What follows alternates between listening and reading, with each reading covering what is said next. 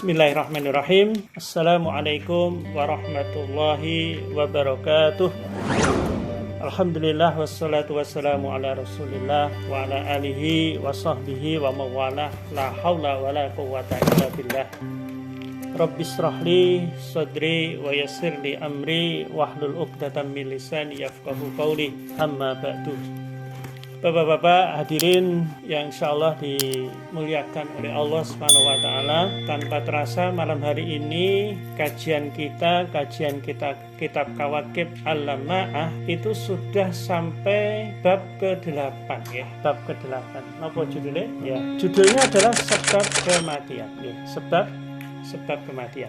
Tentu materi ini materi yang sangat penting. Kenapa? Karena ketika kita memiliki pandangan yang benar, pandangan yang sahih terhadap kematian, tentu kita akan bisa menjadikan hidup kita nanti hidup yang produktif ya. Nah, demikian pula sebaliknya ya.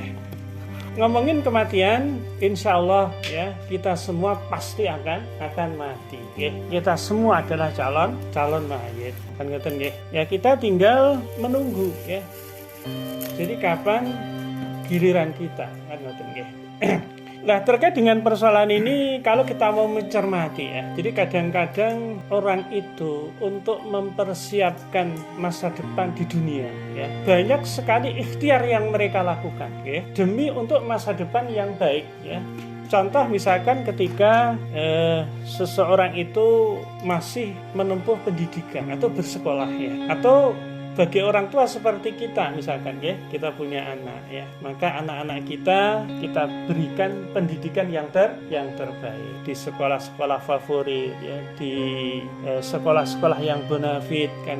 Harapannya nanti setelah mereka selesai sekolah ya, selesai kuliah misalkan, nanti masa depan mereka itu bisa terjamin ya. Masa depan mereka itu bisa baik kan ngoten nggih ya. Nah, tetapi kalau kita melihat jarang sekali ya, orang itu mempersiapkan masa depan ketika nanti sudah meninggal gitu ya. Jadi jarang sekali itu ya. Jadi kalau urusan di dunia itu persiapannya sungguh sangat luar biasa ya, semua dikerahkan. Tetapi untuk masa depan di akhirat ya, pasca kematian itu jarang sekali yang mempersiapkan diri ya.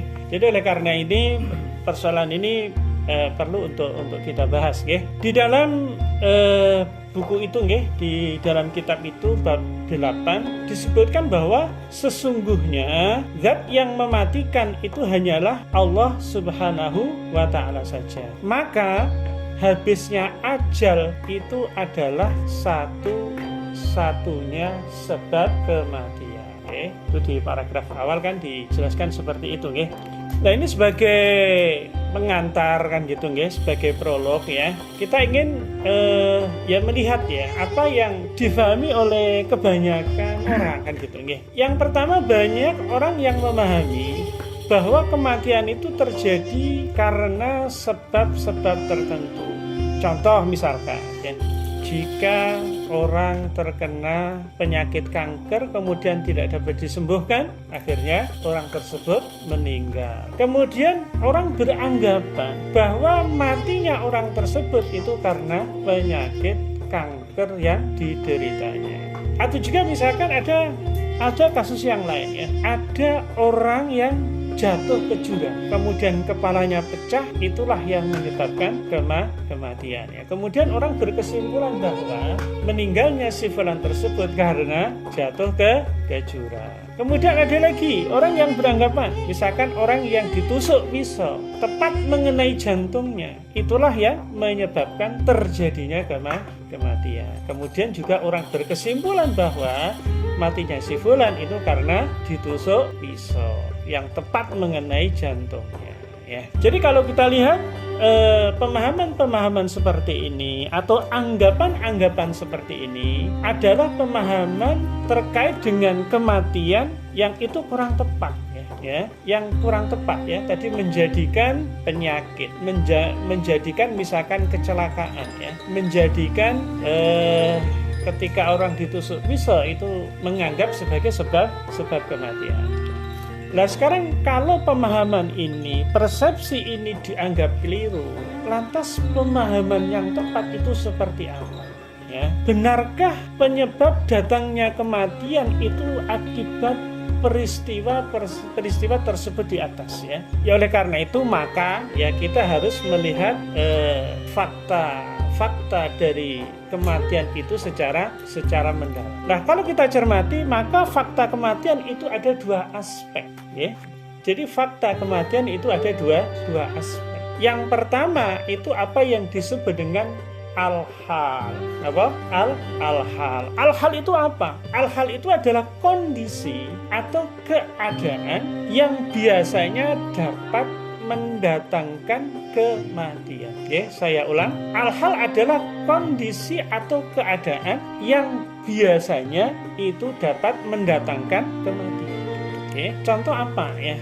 Contoh misalkan orang yang tadi ditusuk pisau ya sampai ke jantung itu kan organ vital, maka biasanya itu akan mengakibatkan kematian. Demikian tadi contoh misalkan orang yang menderita penyakit kanker ya, kemudian misalkan sudah diobati juga tidak kunjung sembuh, maka hal seperti ini juga kadang-kadang bisa mendatangkan kematian.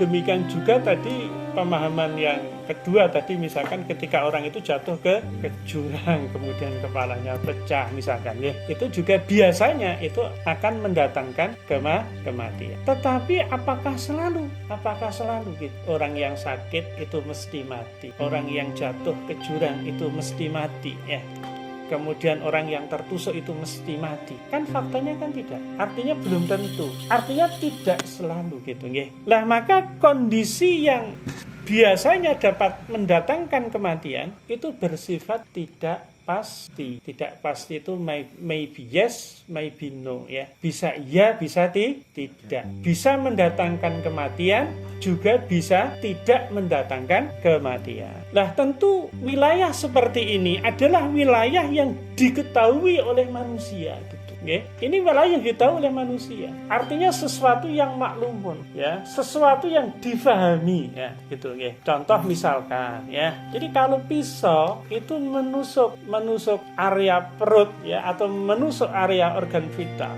itu kan bisa mengakibatkan kematian. Ini adalah sesuatu yang diketahui oleh kita, sesuatu yang diketahui oleh manusia gitu.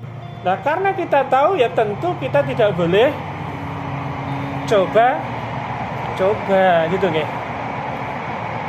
Menusukkan sajam atau senjata tajam ya ke tubuh kita atau ke tubuh orang yang lain misalkan ya. Karena itu bisa berakibat fatal ya. Tetapi tetap ini adalah bagian dari al-hal tadi, bagian dari al-hal, yaitu sesuatu kondisi yang biasanya dapat mendatangkan kematian, meskipun itu sifatnya tidak pasti, bisa ya, bisa tidak. Ini adalah aspek yang pertama, al-hal. Ya. Kemudian aspek yang kedua itu apa yang disebut dengan al-asbab. Apa? Al-asbab. Apa itu al-asbab? Al-asbab itu hukum sebab akibat yang bersifat kausalitas. Hukum sebab akibat. Tentu kalau hukum kausalitas ini harus bersifat pasti gitu nggih. Jadi sebuah sebab itu harus menghasilkan akibat yang pasti ya. Jadi kalau ada sebab, ada sesuatu yang dianggap sebagai sebab tetapi hasilnya itu tidak pasti, hasilnya tidak tentu, bisa iya dan bisa tidak, maka sesuatu itu tidak bisa dianggap sebagai sebab. Contoh tadi misalkan orang yang kecelakaan, laka lalu lintas, kecelakaan ini tidak bisa disebut sebagai sebab kematian. Kenapa? Karena tidak semua kecelakaan itu mengakibatkan kematian. Demikian pula sakit ini juga tidak bisa disebut sebagai sebab kematian. Kenapa? Karena tidak semua orang yang sakit itu pasti mati. Demikian pula usia tua itu juga bukan sebab kematian. Kenapa? Karena untuk mati itu tidak perlu menunggu tua. Gitu, kan banyak juga kan anak-anak meninggal. Ya, kemudian remaja juga meninggal. Itu satu bukti bahwa usia tua usia lanjut itu bukan sebab kematian. Nah, bicara asbab ini harus bersifat pasti. Hukum sebab akibat itu harus bersifat pasti. Sesuatu dianggap sebab itu harus mengakibatkan hal yang sama, ya. Nah, terkait dengan kematian, ya, ini tentu berkaitan dengan persoalan yang gaib bagi manusia, yang gaib bagi kita, gitu ya. Ada nggak di antara kita yang tahu, ya, kita ini matinya kapan? Ada yang tahu? Tidak ada yang tahu. Pada pertemuan sebelumnya sudah kita bahas, gaib itu kan ada 3. Ini sekedar refresh, ya. Yang pertama, masa lalu itu gaib, masa yang akan datang itu gaib, dan sesuatu yang tidak kelihatan itu juga gaib, ya. Kematian bagi kita ini adalah sesuatu yang akan terjadi di masa yang akan datang, dan kita tidak tahu kapan itu terjadi. Maka ini pun juga persoalan yang gaib. Nah, terkait dengan persoalan yang gaib ini membutuhkan dalil yang bersifat pasti. Ini membutuhkan dalil gitu, yang bersifat pasti, yang tentu dengan adanya dalil yang pasti itu nanti kita akan bisa mengetahui, bisa memahami apa sebenarnya yang menjadi sebab kematian itu, ya. Nah, terkait dengan al-asbab, ya, ini harus ada dalil. Maka dalil itu harus qat'i. Karena ini kan persoalan keyakinan. Ini persoalan akidah, kan ada. Sebagaimana kita tahu persoalan akidah itu dalilnya harus qat'i gitu. Ya, dalilnya harus qat'i. Baik qat'i dari sisi sumber atau disebut qat'i tsubut. Qat'i dari sisi sumber, ya. Nah, qat'i tsubut itu ada 2. Yang pertama Al-Qur'an, dan yang kedua itu adalah hadis mutawatir, ya. Ini dalil ya qat'i tsubut, ya. Jadi qat'i dari sisi sumber, ya. Itu ada 2 tadi, ya, Al-Qur'an, dan yang kedua ada hadis mutawatir, ya. Karena Al-Qur'an itu disampaikan kepada baginda Rasulullah, kepada generasi sahabat itu dalam jumlah yang banyak, kan, gitu. Maka Al-Qur'an itu pasti mutawatir, gitu, ya. Kalau Al-Qur'an itu pasti mutawatir karena Al-Qur'an disampaikan oleh baginda Rasul kepada para sahabat, dan jumlah para sahabat itu banyak yang mendengar langsung dari baginda Rasulullah. Meskipun kalau hadis itu kan ada hadis mutawatir, ada hadis ahad, ya. Jadi hadis mutawatir itu adalah hadis yang disampaikan baginda Rasulullah, ya, kepada para sahabat, ya, kemudian dari sahabat ke tabi'in, ya, dari tabi'in kepada tabi'in, ya, itu yang mendengar itu juga bilangannya itu banyak. Kalau cuma sedikit itu disebut dengan hadis ahad, ya, atau hadis ahad. Tapi kalau banyak itu adalah hadis mutawatir, ya. Nah, kemudian juga qat'i dilalah. Qat'i dilalah pasti dari sisi penunjukan. Jadi tidak ada penafsiran yang lain, gitu. Qat'i dari sisi penunjukan, ya. Nah, sehingga, ya, kalau kita merujuk kepada qat'i tsubut, ya, qat'i dari sisi sumber, maka berarti kita harus merujuk kepada Al-Qur'an, ya. Kita akan merujuk kepada Al-Qur'an sehingga nanti kita tahu apa sebenarnya sebab datangnya kematian. Nah, di sini ada beberapa ayat Quran yang ingin saya sampaikan, yang itu juga ada di dalam kitab. Yang pertama itu adalah surat Al-Imran ayat 145. Al-Imran ayat 145. A'udzubillahi minasyaitonirrajim. Bismillahirrahmanirrahim. Wa ma kana li nafsin antamuta, dan setiap yang bernyawa itu tidak akan mati illa biiznillah, kecuali dengan izin Allah. Kitaban muajjala, sebagaimana ketetapan yang telah ditentukan waktu, yaitu surat Al-Imran ayat 145.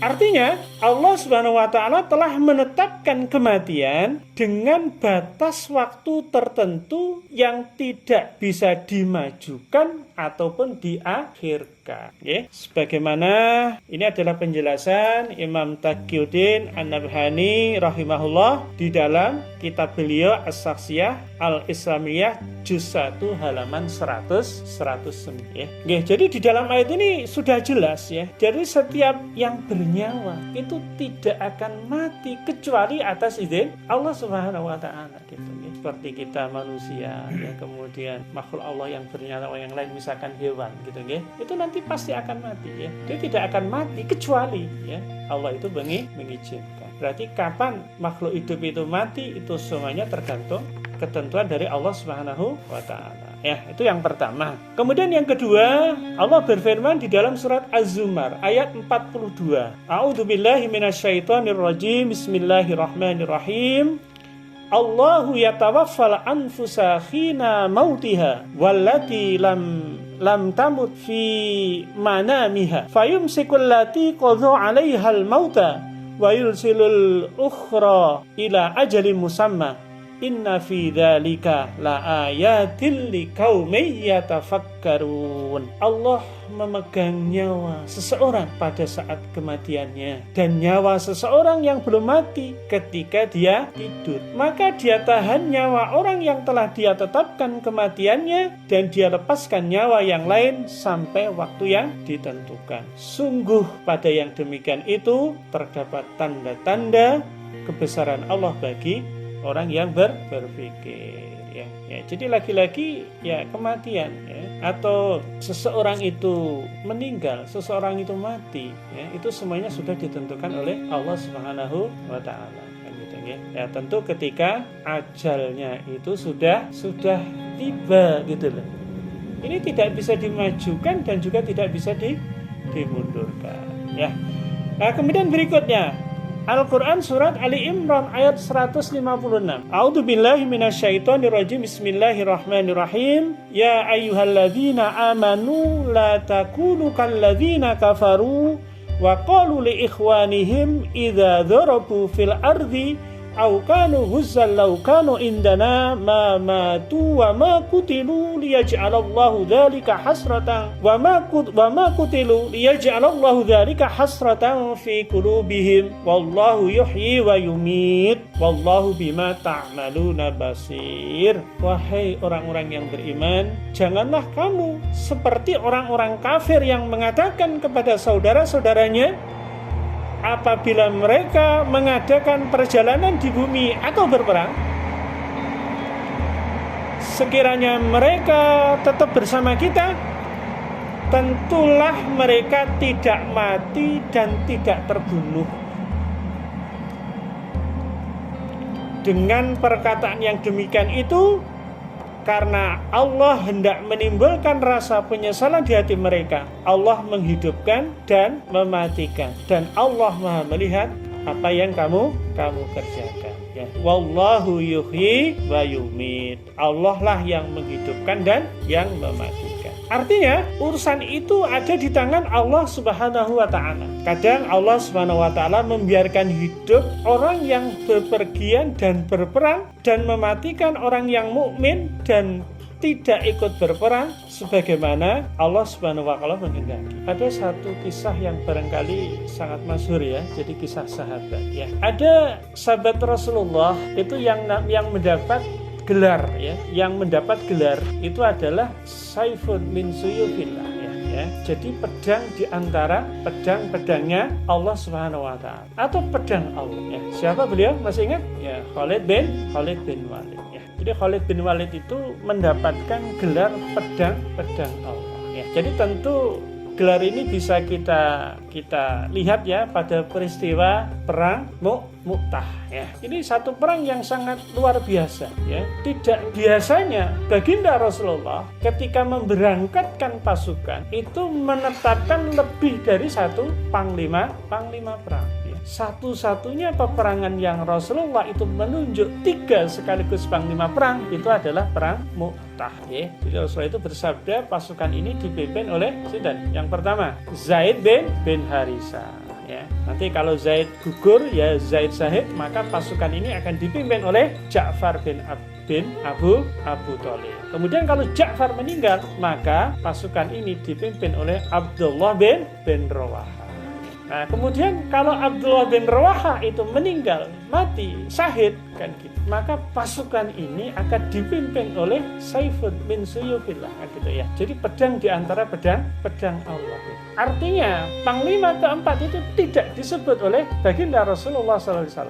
Dan ternyata setelah 3 panglima itu meninggal semua, maka kendali pasukan itu diambil alih oleh Khalid bin Walid.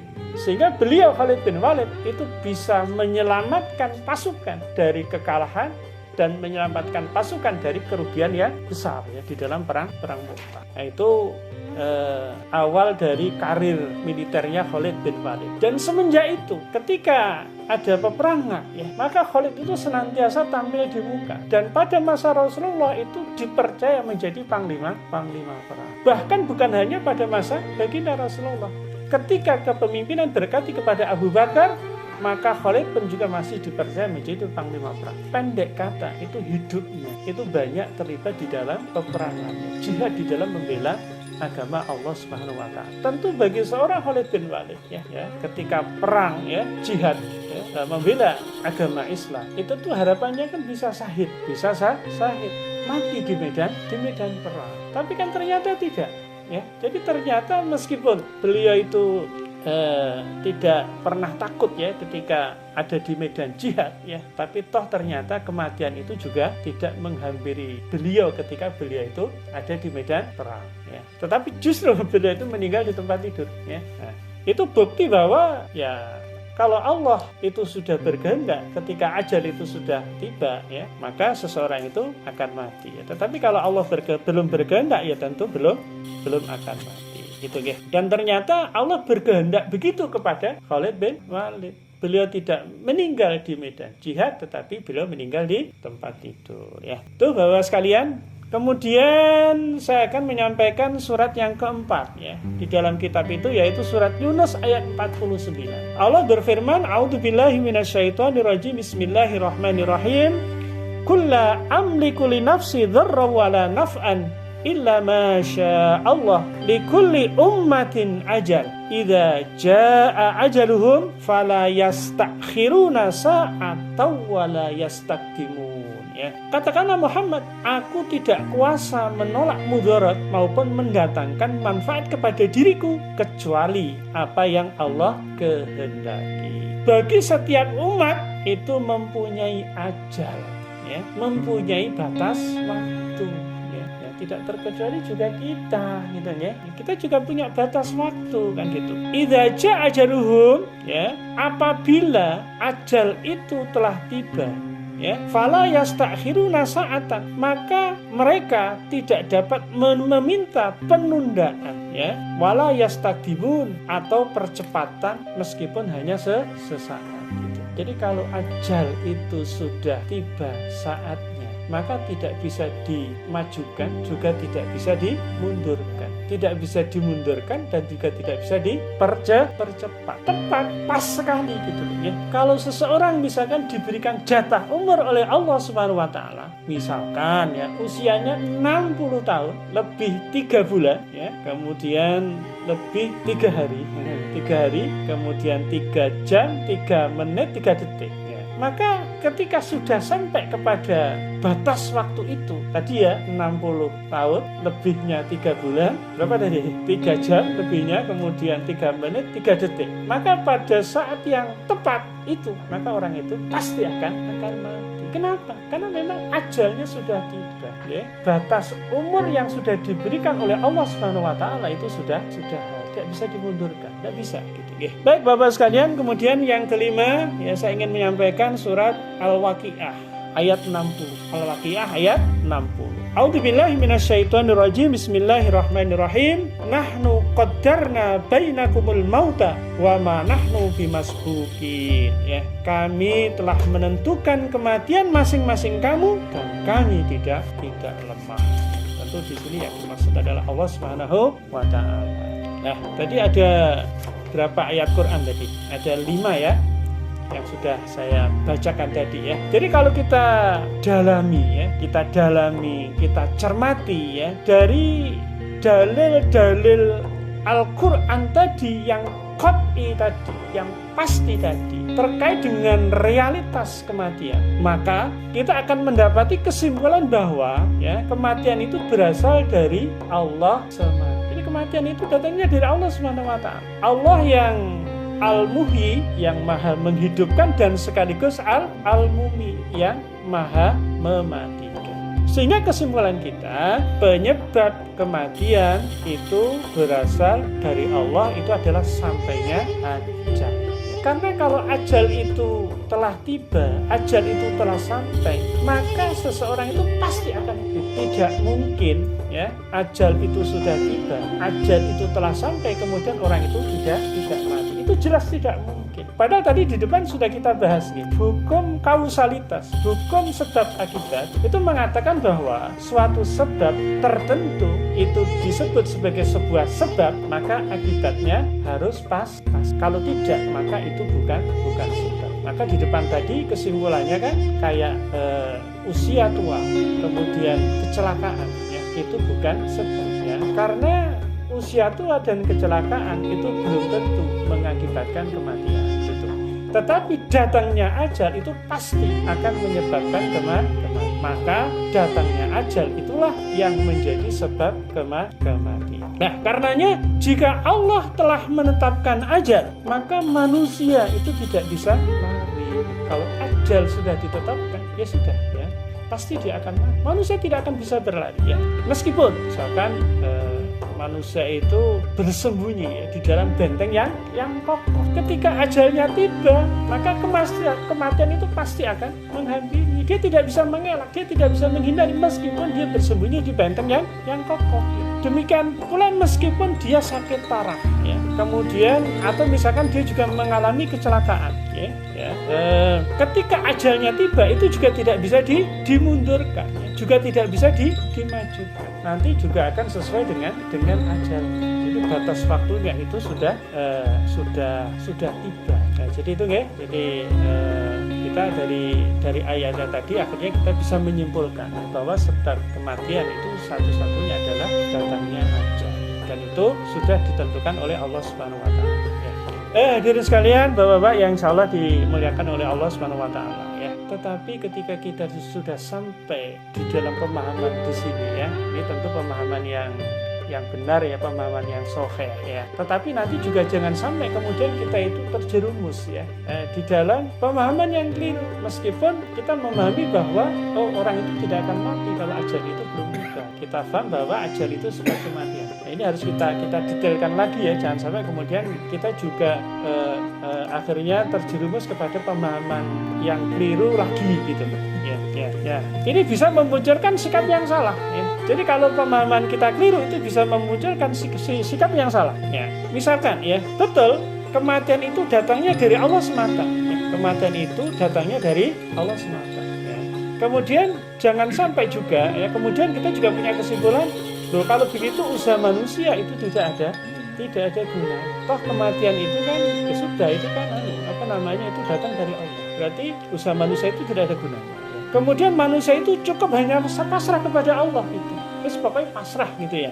Apapun yang diberikan Allah itu adalah ajal kita gitu. Kemudian manusia tidak perlu bersusah payah di dalam menghindari kematian, ya. Contoh misalkan, ya, naik motor kebuta dengan asumsi nek rong wayai mati ya ora bakalan mati, kan gitu, ya.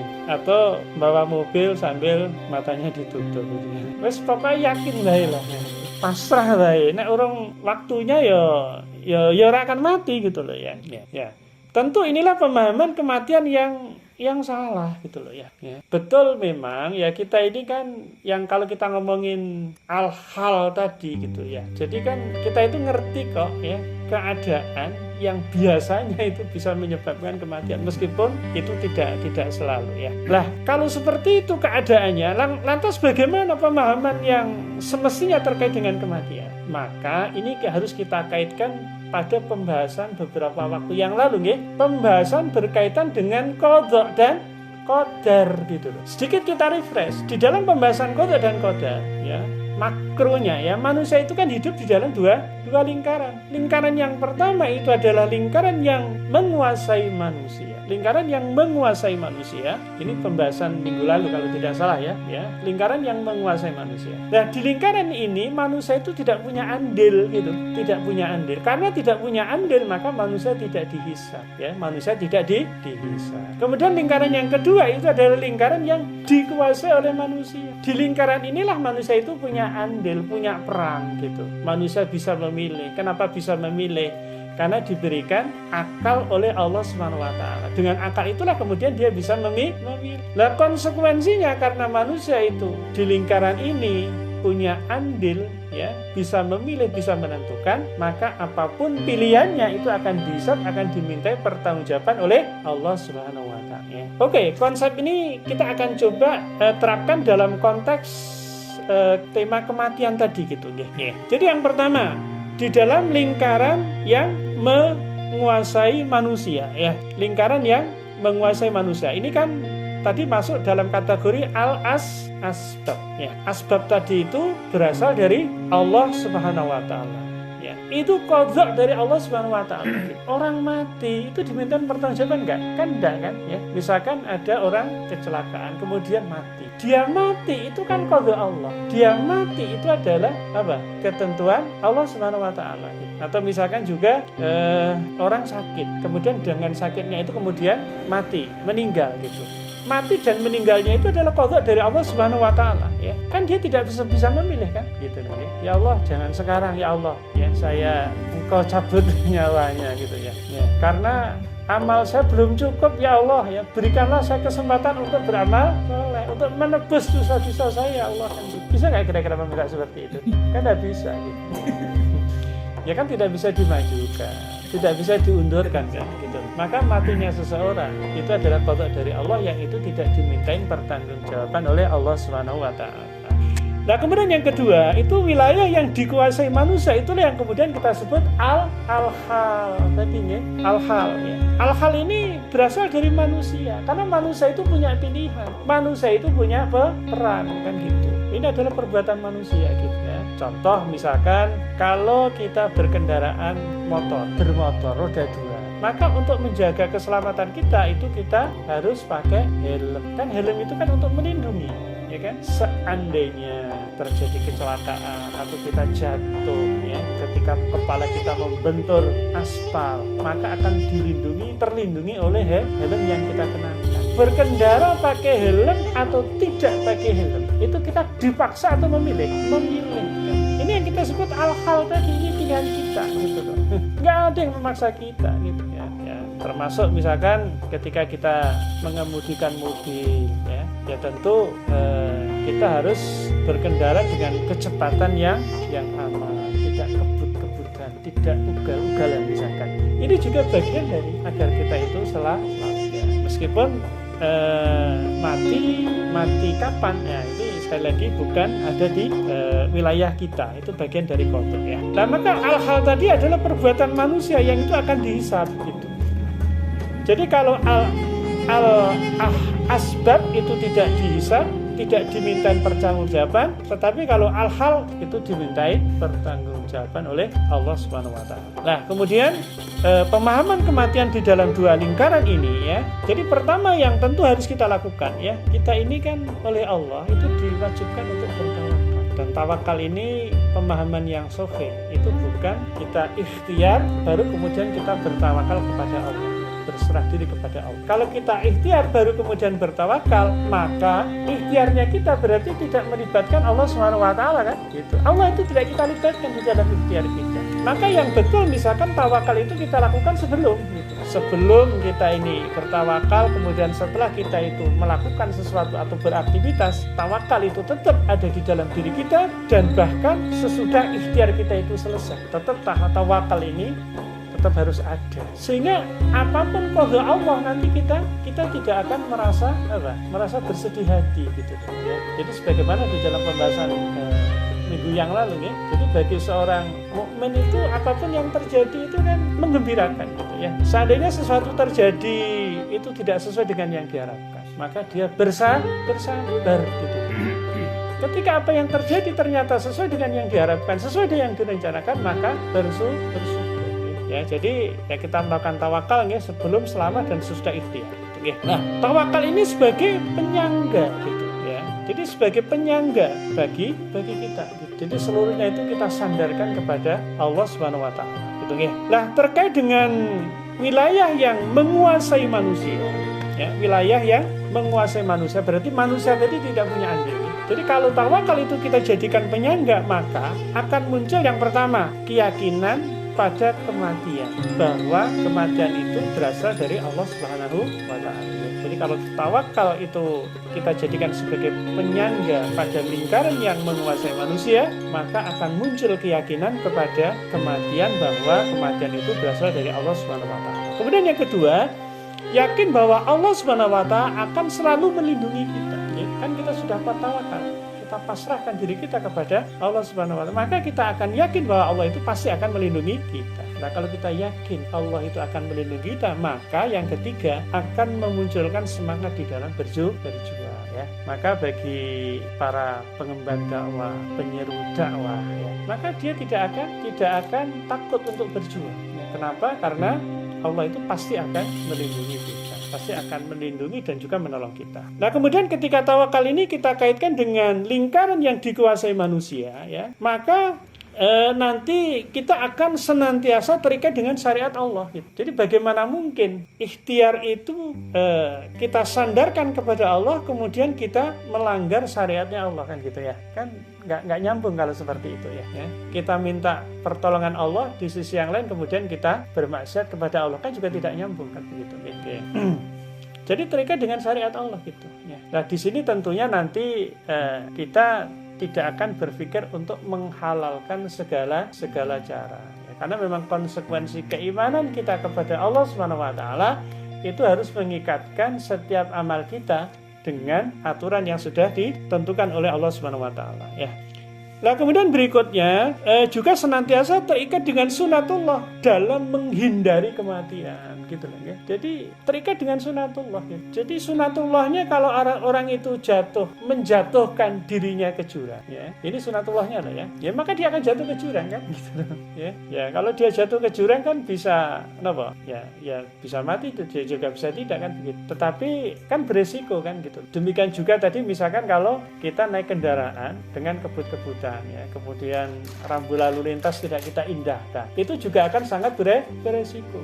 Maka juga dibutuhkan kehati-hatian, ya, agar kematian itu tidak menimpa kita, gitu. Dengan hati-hati itulah agar Allah itu memberikan keselamatan kepada kita, gitu ya. Meskipun tentu ketika kematian itu datang, ya itu qadha, gitu loh. Itu qadha dari Allah Subhanahu wa Ta'ala. Nah, kemudian terakhir yang ingin saya sampaikan kepada panjenengan semua, dengan memahami kematian secara benar, ya, atau melihat kematian itu secara benar, maka akan muncul kepada diri kita yang pertama itu selalu berani dan bersemangat.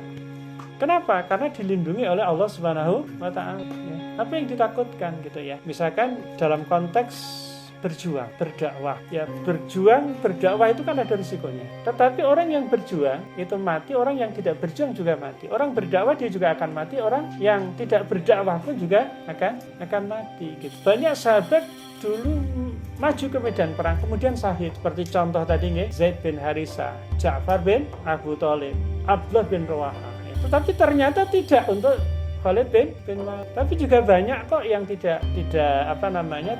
berjihad kemudian juga mati, ya. Nah, kemudian yang kedua, akan selalu terikat dengan hukum-hukum syarak dalam hidup dan berjuang, karena kita mestinya mengupayakan al-hal atau kematian yang paling tinggi nilai, gitu ya. Ya tentu bagi seorang muslim itu harus mengupayakan al-hal, ya. Ya, ketika kematian menjemput itu kita dalam keadaan yang terbaik. Ini bisa kita ikhtiari kok, ya. Kenapa? Karena ini masih di wilayah kita, wilayah yang dikuasai oleh manusia. Contoh, ya, kita menginginkan, ya, Allah cabut nyawa kita. Misalkan ketika kita hadir di majelis taklim seperti ini, kita sedang mengkaji sahufah Islam, kita mengkaji ilmu Allah Subhanahu wa Ta'ala. Ya. Atau misalkan kita dimatikan oleh Allah ketika kita sedang sholat, ketika kita sedang zikir, ketika kita sedang menunaikan ibadah-ibadah yang lain. Tentu kita sangat tidak berharap dimatikan Allah di dalam kondisi kita bermaksiat kepada Allah, kan gitu. Ini bisa diikhtiari, hal-hal ini bisa diikhtiari. Maka biasanya kematian itu akan datang. Nah, itu sesuai dengan kebiasaan kita. Maka ayo kita bikin kebiasaan atau habit yang baik, ya. Sehingga nanti kita itu dimatikan Allah dalam keadaan yang terbaik.